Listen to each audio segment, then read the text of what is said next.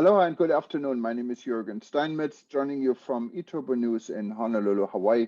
And with me, as always, at our breaking news session is Dr. Peter Tarlow in College Station, Texas. The weather here, it's beautiful, blue sky, not one cloud, and a perfect day to be on the beach. How are things in College Station? Well, you guys win because it is cold and rainy across much of the United States, even in Texas. So we were supposed to have a big ice storm. They closed the schools here because of it, but it didn't happen. We did have a little bit of rain, and it is cold. It's going to go to about 28 degrees tonight. And for Texas, that is really cold. Wow. And it's always a threat because we don't have many temperatures below 0 Celsius or below 32 Fahrenheit. And a lot of the pipes are not necessarily prepared. So one of the things you want to get people to do here is leave a little bit of water dripping through their pipes so your pipes don't burst, because that is really a pain in the you-know-what when a pipe bursts in and it's below 0 Celsius or below 32 on the Fahrenheit scale. Not Well, it's good. 79 here, so we don't have to worry about pipes right now. Well, I'm very jealous. Last week I was in Acapulco, where it was about 38 degrees Celsius, about 90 degrees Fahrenheit, and I kind of wish I were back. And you went to Acapulco recently, didn't you? Yes, I was giving lectures across Mexico, in Zacatecas, and then in Guadalupe, which is famous for the Virgin of Guadalupe, and a big pilgrimage area, and of course in Mexico City. And then I trained police in Acapulco. I actually trained police in Zacatecas, Guadalupe, and in Acapulco, and working on trying to really turn some of the perceptions of Mexico around. Unfortunately, there's crime every place in the world, but in most cases, with a few exceptions, at least in the cities I was in, you don't have a problem if you're in the tourism areas. There was yesterday, I believe it was, or 2 days ago, and we spoke about this in the World Tourism Network. The United States had a listing of countries that were given four is the worst you can get as far as 12 countries actually in the world. Yes, 12 countries, and Mexico was one of them. And yet, in reality, you have a higher rate of COVID in the United States than you have in Mexico. And in Mexico, takes much more precautions. I mean, you can't be on the street in Mexico without a mask. You cannot go to any building in Mexico, and I doubt you have this in Hawaii or Europe, without having your temperature taken. I mean, I know my temperature in Celsius is 36.3, and I'm consistent, so I guess that's a good thing. And you cannot walk into any room or building without hand sanitizer. So they really take a lot of precautions in Mexico, and I think the rates are much lower than in lots of other countries. Yeah, and it's not only Mexico. I noticed one of the countries listed is Singapore, and it cannot get any more sterile and clean in the world than Singapore. You can literally eat from the floor everywhere.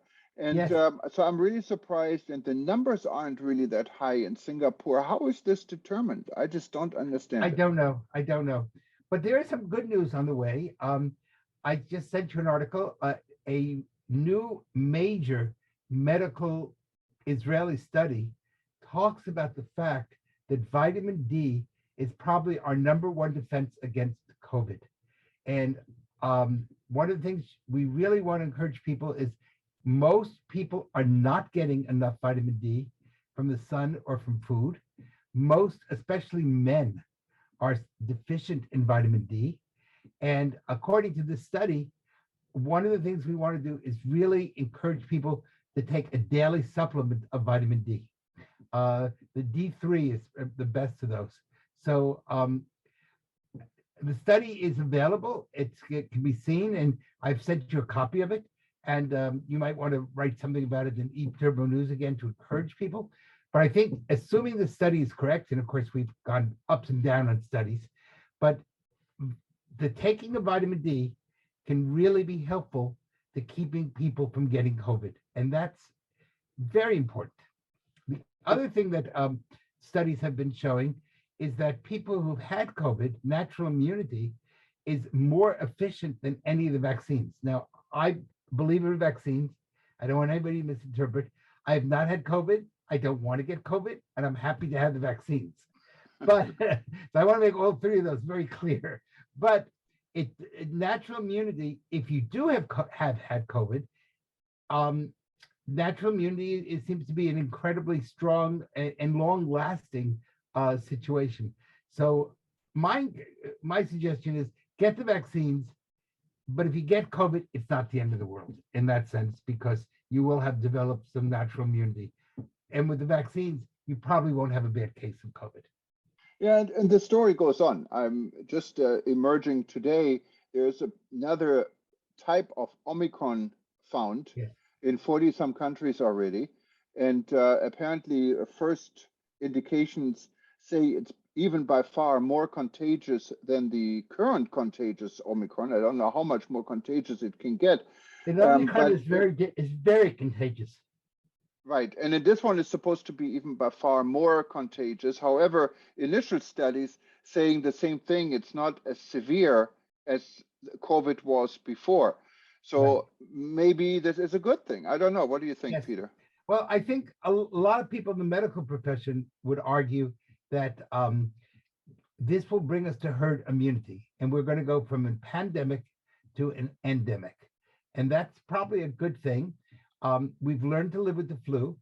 We've learned, I think there's two sides to the whole COVID story. One is the medical part of it, and the other part of it is the tremendous economic and psychological damage that is done to people around the world, and especially to children. And the dangers that have happened to children are beyond terrible. And the whole forcing of little children to wear masks, and we now know psychological damage has gone.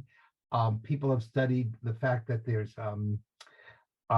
cognitive damage, which is done to children because they need to see the movement of the mouth.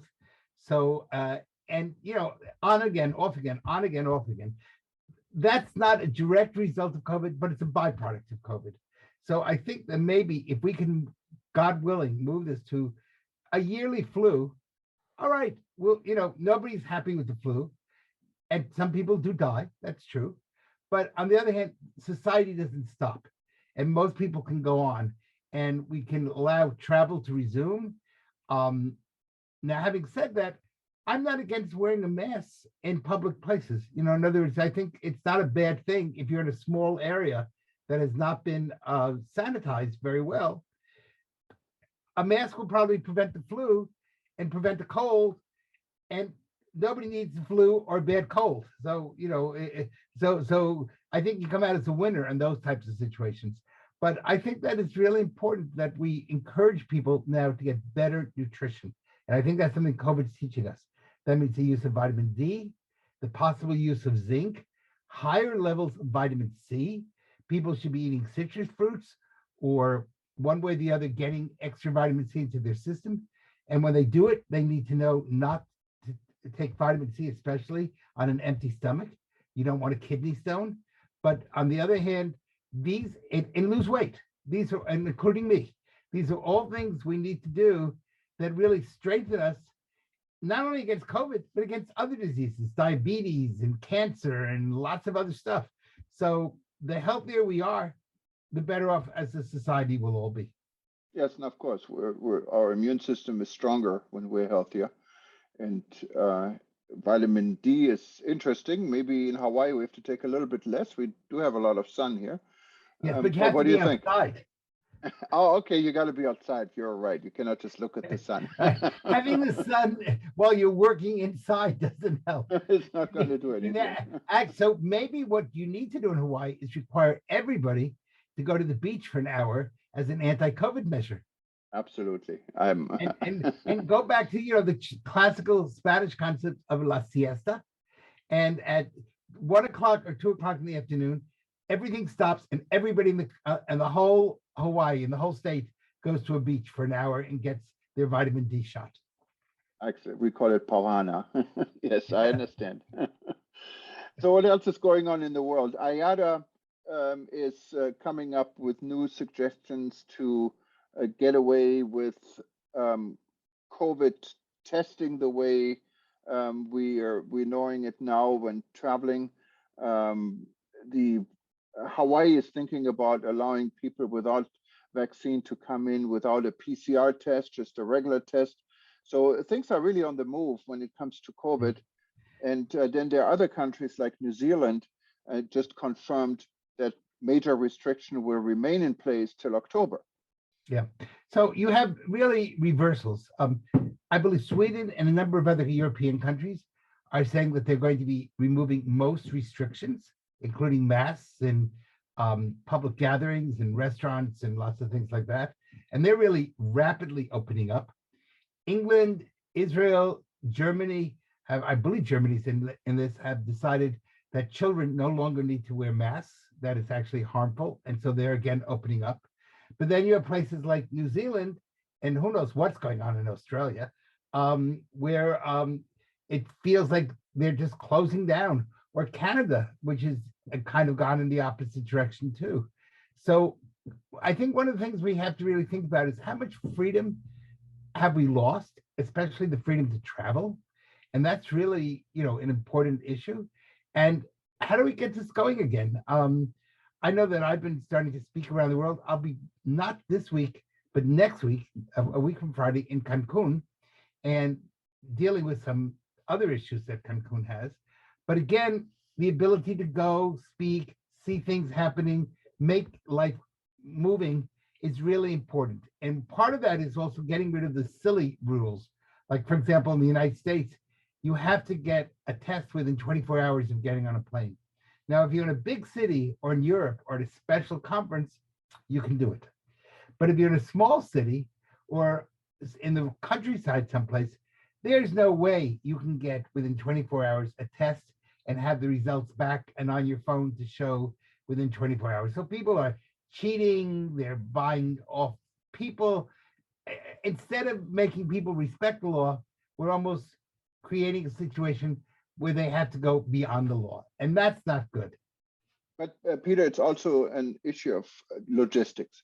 What would prevent an airliner to come in with enough tests for a full load of passengers? And they do it right at the gate. People are going to be at the gate 5 minutes before. The result of these tests, they take 5 minutes. So you get to get people an hour before the flight. They're sitting at the gate like Emirates is doing it. They all get a test. It's fresh, and they're good to go. Yeah, I think you're absolutely right. And the rapid tests are very inexpensive. And what they could do, and I really like that idea, is that every airline should come in. If you have 300 people on the plane, you have 3 in your tests, you have it done right there. And add the $15 or whatever, and so they're usually about $15. Add it onto the airline ticket and have the airline ticket include a free test. Yeah, and the $15, of course, would make $10 for the airline because it really doesn't cost more than $5, to do that. Now, I did notice that Mexico City Airport, and I had not seen this in the past, but in Mexico City Airport, they now do give tests right at the airport. So they do it at many airports. Yes, I got it at Munich myself. I got it at Athens. But you're Airport. Talking about Europe. Yeah. I'm talking about Latin America. Yes. They're different worlds. Yes. So you would expect Europe, or some of the other more first world type countries to have that done, but in some of the more developing countries they couldn't. But your idea is it doesn't matter the development of a country if every airline just like put on their plane, if there are 300 people they know how many people are going to get on that plane because they have tickets, and add 10 more just in case somebody buys a ticket the last moment. And you know what? Take the test right there. It would be more accurate. You'd know right away before you got on a plane. You cannot cheat. Yeah. In other words, if I had a test 23 hours prior to boarding the plane, there's nothing to say that I didn't get sick within that 23-hour period. But in this way, we're in great shape because the test is right at that moment. Just 10 minutes before you board the plane, you take it. They put a little, just like to check your passport, put a little sticker on your ticket. Right, you're good to go. Yeah, get an armrest like you get on Hawaii flights. Yeah, no, I think that's a really brilliant idea. And I think this is the type of creativity that we need to be seeing in tourism. We've become lazy in the tourism industry, and we haven't come up with new ideas for new challenges. And this is a challenge, and this will not be the last pandemic. And so the tourism industry needs to be thinking through, what do we do when the next pandemic comes, and how are we going to handle it? And let's start thinking about those concepts now rather than trying to catch up. Well, we haven't seen the last of this yet, Peter, and the situation is ongoing. But I think we more and more see a light at the end of the tunnel. What is good, when, Yes, especially when it comes to the I travel do. and tourism industry. Many airlines announce new flights into new regions, and new airlines started flights into. Forgot the name of the airport now in New York. There's a new international airport In New that York? is in New York. What is going to operate flights to Iceland, and from Iceland you can go anywhere in Europe very easily. They also have flights on some airlines now to Florida. So there are new opportunities in the world of travel. Be interesting. Is it a new airport or an airport that they just kind of refigured? It used to be, I think it used to be, and I'm so sorry, I can't remember the name right now. We Iceland, reported about or it is yesterday. No, is no, it it's in New Vienna? York. It's in New York. It's about 50 minutes by bus from Times Square. It says 50, it's 50 minutes. So That it's sounds about like it's in New Jersey, in Teaneck. no, it's in New York. It's in New York, and it used to be, and it still is a military airport with a private Oh, part on the military element, what is developed into passenger travel. It's going to be an international airport with customs and immigration starting in June, when the airline from Iceland is flying in. okay. You know, I used to take, when I was in college many, many decades ago, not years, but decades ago, the number one way that you got to Europe from the United States was on Icelandic Airlines. And that was kind of the college students' number one favorite airline, because they were inexpensive. And it went uh, from Newark or New York, I don't remember where, to Reykjavik, and then you landed in Luxembourg. Everybody landed in Luxembourg. And with the two things I remember at Icelandic Airlines was they only served on it two things: cod and brandy, lots of brandy. And I would ask them, why do you serve so much brandy? They say, because you're all college kids. We figured the brandy will put you to sleep. And then they would stop in Reykjavik, and you say, how long are we going to be here? And they say, until we sold enough sweaters. So everybody would buy an They're buying Icelandic sweaters. sweater. I did that And before. I still have an Icelandic sweater. It's really beautiful. It's from, maybe it's an heirloom at this point. It's over 50 years old. But I'll tell you, Icelandic Airlines was great. You got all the cards you wanted, Peter, all it's the still there. brandy, the sweater. Icelandic, so anyone listening, we don't want them to think Icelandic Airlines is bankrupt. They're still very active. They're flying to Yeah, many US gateways, yeah. and you can still buy the sweater. You can also book stopovers. Luxembourg is no longer the major gateway. I remember Luxembourg because I lived in Düsseldorf, and they Yes. had shuttle buses to Luxembourg Airport. Now you can fly directly into Germany and to Belgium or wherever you wanted to go. On Icelandic, it's still there. It's a nice way to travel. I know they go out Yes, of Seattle, New I have York, wonderful Chicago. memories of Icelandic Airlines. And if it Right. weren't for Icelandic Airlines, I never would have gotten to know Luxembourg. So, so I And am now, really, by the way, the airline, and I looked it up here, it's called Play. It's a non-thrill carrier, an Icelandic carrier. Actually, I don't know if it's partially owned by Icelandic or if it's competing. I think it's competing. And they fly to several gateways in Europe, and in the US, they're going to Boston. And this new airport is the New York Stewart International Airport, and to Washington. And okay. the flights are starting from $109, what is of Wow. course very cheap. And is that $109 to Europe or $109 To Europe, to Iceland? via Iceland, yes. And what happens if you just go to Iceland? I don't know. You got to look it up. You have to go to the website for Play. All right. Well, I'm going to look it up because, you know, the only thing I know in Iceland is where you buy the sweaters. And after 50 years, I need a new sweater. So I think it's time for me to go visit Iceland. I'd really like to visit them. I know that they are the coldest synagogue in Europe.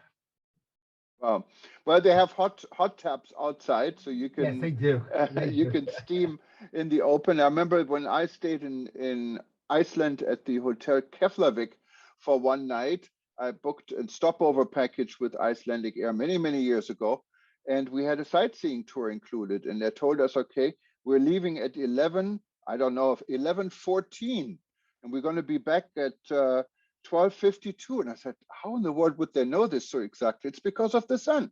The sun Yeah, came up only for like an hour, and we right. had to run and rush through the city to see to do our sightseeing.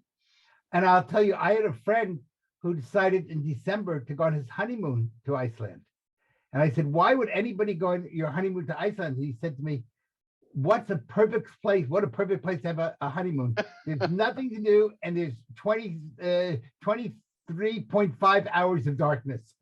So, maybe that's a whole new concept of creative tourism for Iceland, declaring themselves the world's greatest honeymoon spot for winter trips to Iceland. And of course, you can revert this to be fair to Iceland. They also almost have 24-hour daylight That's right. in the summer. So it's not Yeah. always But dark. that wouldn't be quite so good for a honeymoon, but it would be good to explore. Yes, absolutely. Well, Peter, it has been interesting.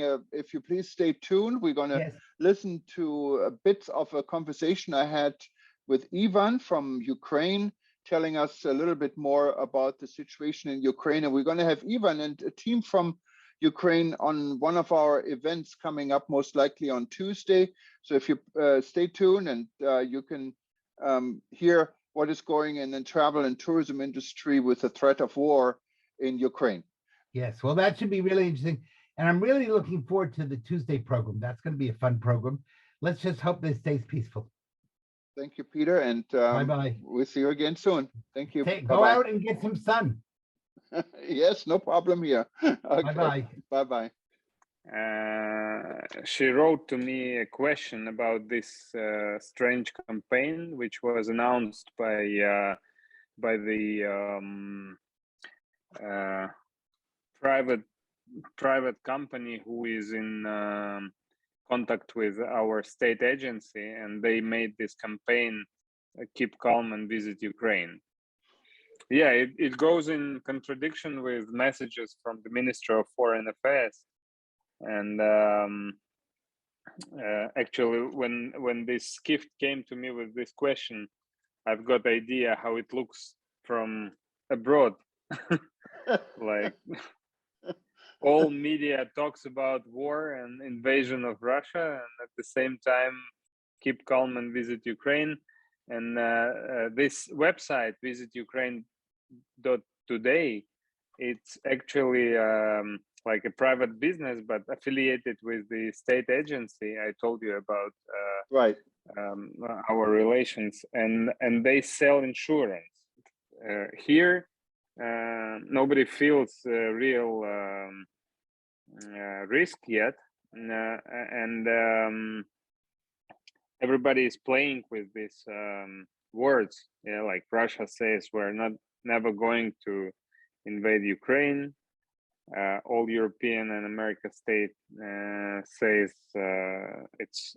it's already now. It will be in 1 week, in 2 weeks, and our government and our president says, don't worry and don't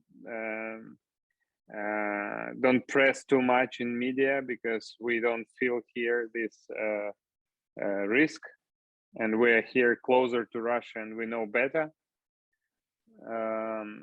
So it's not clear at all what is going on and what's real perspective.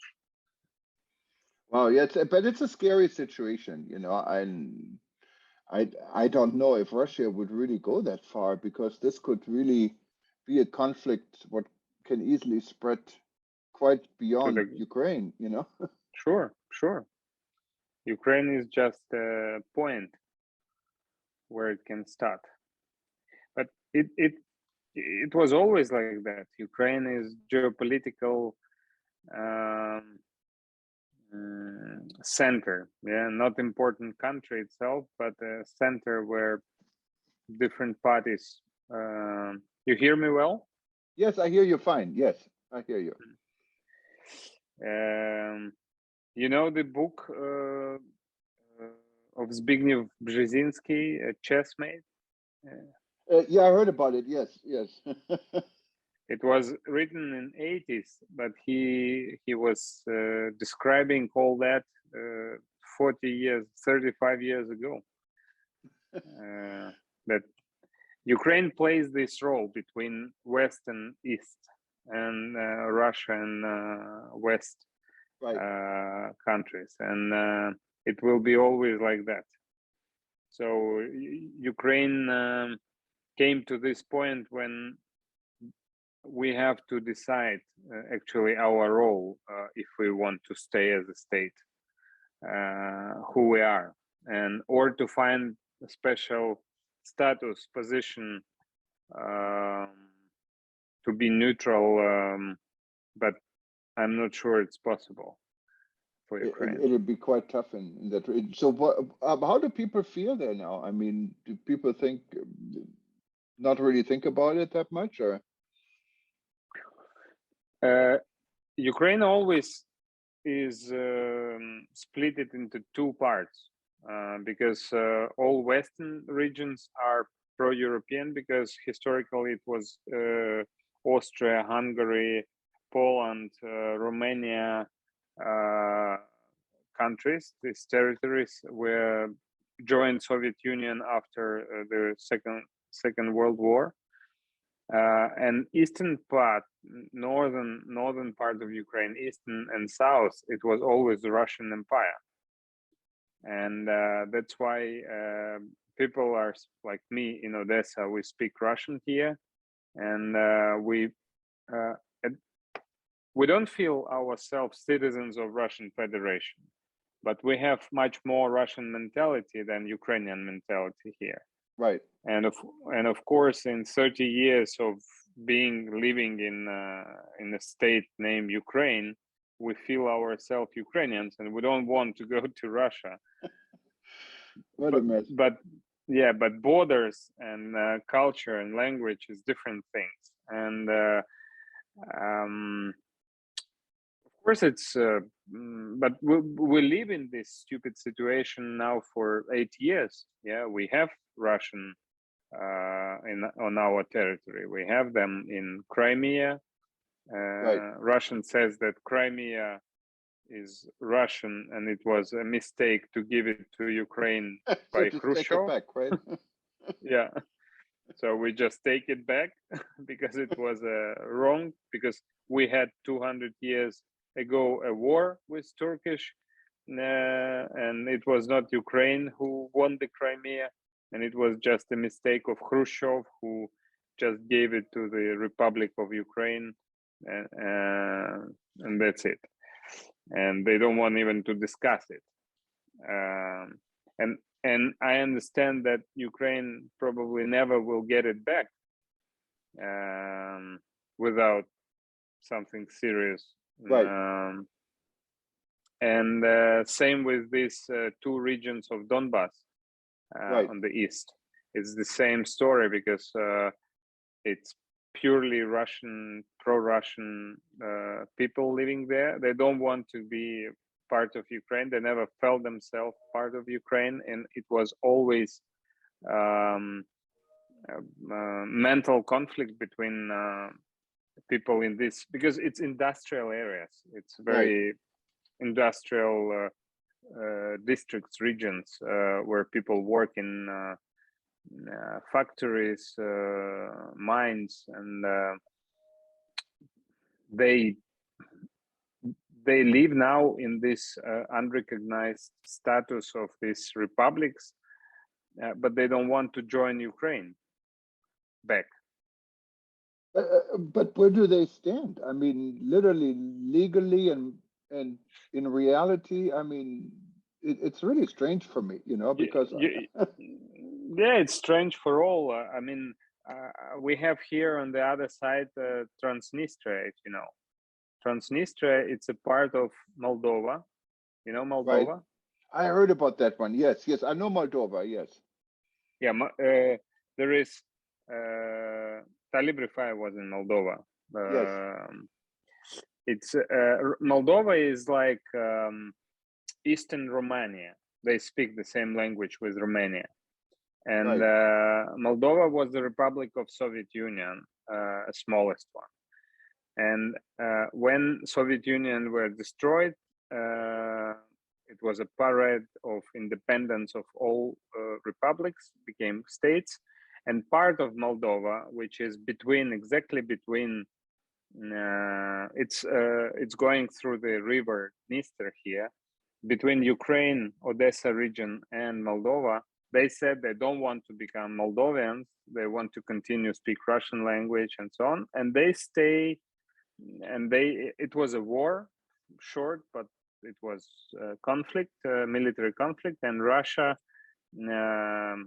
helped this region to protect them from Moldovan army. And now 30 years they live in this unrecognized Republic Transnistria. It's about 600,000 people living there. And I think that this Donbass region will be the same. It can be very long. But what passports do these people carry then when they travel? It's a very funny situation because they have their local passports. Yeah, but it's not recognized anywhere. It's not recognized anywhere. So all international travels and all international trade goes under flag of Moldova. But at the same time, Moldova do not control this border with Ukraine through Transnistria, and it's like a permanent offshore inside of Moldova. Wow. Yeah, and now after these 30 years, I would say that it's only a political issue, because economically speaking, all are okay with this. Everyone is making money with this. Moldova, Ukraine, Russia, all How do are they make okay money on it?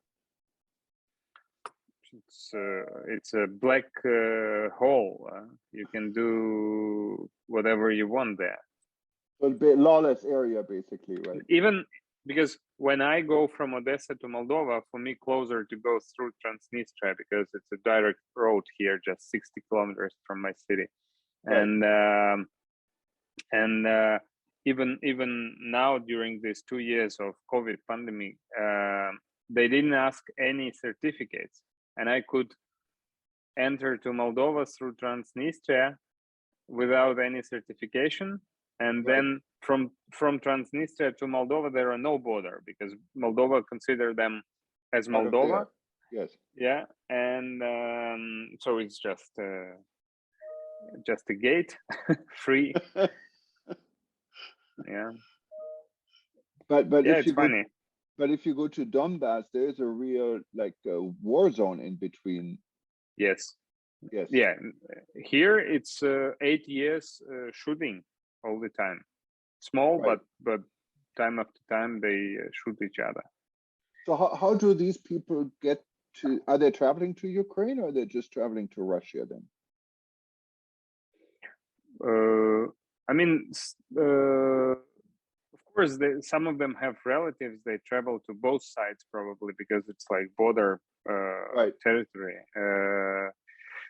But all who wanted to be in Ukraine, all normal people who don't want to live in this conflict zone, they choose where they want, and they left or to Kiev or to other cities of Ukraine. And part more or less wealthy people, they left to other countries or to Russia, somewhere else. It's only poor people in villages, old people who don't have money to go somewhere, they don't have options, and they continue to live there. It's sad. It's sad. So what do you think is next? Oh, nobody knows. Nobody knows. Fine. So I say to you, have a nice day, and I'll contact you tomorrow. You have a good night, okay? Sleep well. Thank you. Thank you. Bye. Take care. Bye-bye. Hello, my friends. It's me again. I'm live from Barbados, And what I wanted to talk to you today was local food brands. So what do you think? Do you think that local food brands can actually create a demand for tourism? I got a watch here, so you can see I'm talking about Chefette. Chefette is a local fast food brand, and it's almost an institution here in Barbados.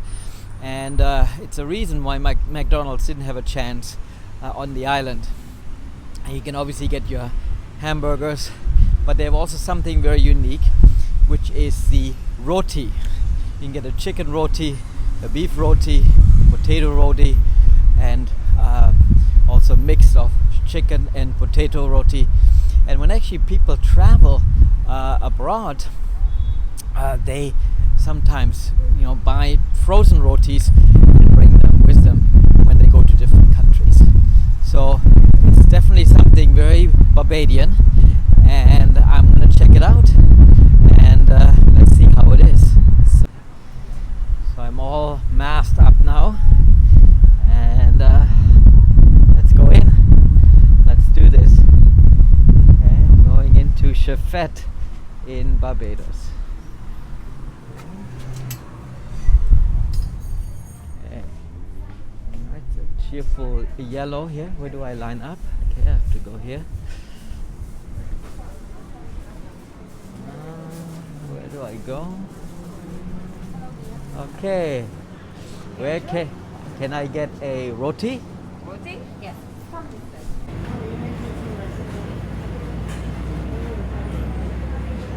So here it is, the chicken roti. Actually, the all chicken roti. As you can see now, we're gonna unpack this baby. All right, let's see here what we got.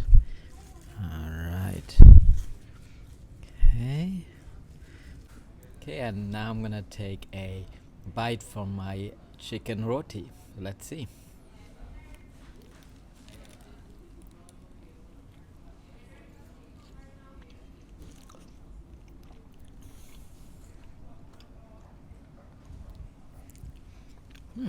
It's very good, and something that is truly Barbadian. Now my question to you is, should Barbados tourism marketing leverage Chefette to develop tourism for the island? Looking forward to your thoughts and ideas, and until next time, stay safe, and I'm sorry you can't have a Chefette all chicken roti if you're not in Barbados. So come visit and check it out. Until then, take care.